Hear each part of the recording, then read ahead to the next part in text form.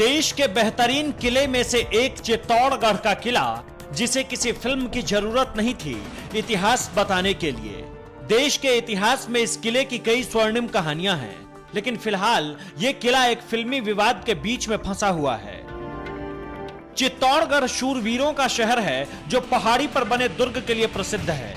इस किले ने इतिहास के कई उतार चढ़ाव देखे हैं, साथ ही इतिहास की सबसे खूनी लड़ाइयों का गवाह भी है।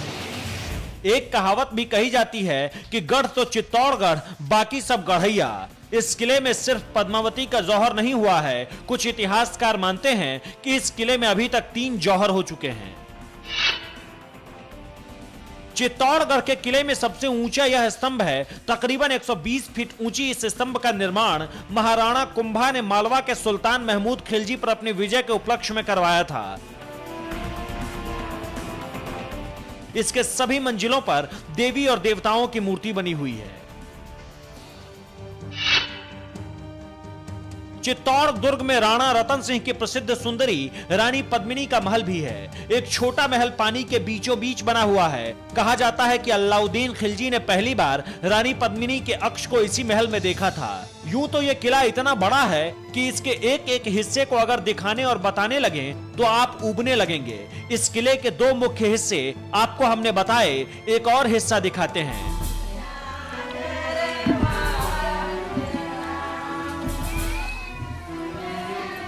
इस किले में एक कालका माता का मंदिर भी है। यह कहा जाता है कि जो भी यहाँ आता है उसकी मन्नतें जरूर पूरी हो जाती है। चित्तौड़गढ़, जहां आज तक सिर्फ रानी पद्मावती और राजा रतन सिंह की कहानियां ही गूंजती थी, लेकिन जब हम यहां पहुंचे तो हमें कालका मंदिर के दर्शन किए, जहां एक समय में सूर्य मंदिर हुआ करता था। खैर, हम मन्नतों के लिहाज से आपको मंदिर नहीं बता रहे हैं। दरअसल चित्तौड़गढ़ के किले में कई राजाओं ने राज किया, उनमें से एक सूर्यवंशी भी थे। यह मंदिर पहले सूर्य का मंदिर हुआ करता था। बरसों तक यह मंदिर सूना रहा। उसके बाद इसमें कालका की मूर्ति स्थापित की गई। हर वर्ष इस मंदिर में विशाल मेला लगता है। इस किले का एक और हिस्सा आप देखना चाहते होंगे या जिसके बारे में सुना होगा, वो हिस्सा है जौहर स्थल, जहां महारानी पद्मिनी ने 16,000 राजपूत वीरांगनाओं के साथ जौहर किया था। इस हिस्से में जहां जौहर स्थल के लिए कुआं हुआ करता था, उसे पार्क के तौर पर विकसित किया गया है और जौहर कुंड एक प्रतीक के तौर पर बनाया गया है। इस जगह पर जौहर दिवस के दिन मेला लगता है। किले के कई हिस्से हैं जो आपको एक पर्यटक के तौर पर अच्छे लगेंगे। अगली बार आप कहीं घूमने जा रहे हैं तो एक बार चित्तौड़गढ़ की ओर जरूर रुख कीजिएगा।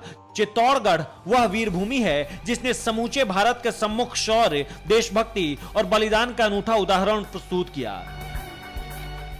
यहाँ के असंख्य राजपूत वीरों ने अपने देश और धर्म की रक्षा के लिए बलिदान दिया। वहीं राजपूत वीरांगनाओं ने कई अवसर पर अपने सतीत्व के रक्षा के लिए बाल बच्चों सहित जौहर की अग्नि में प्रवेश कर आदर्श उपस्थित किए।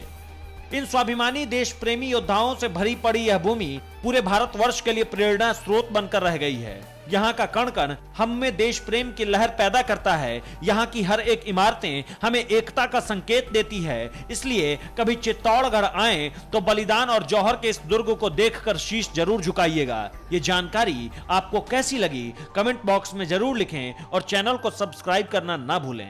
एनएमएफ न्यूज की रिपोर्ट।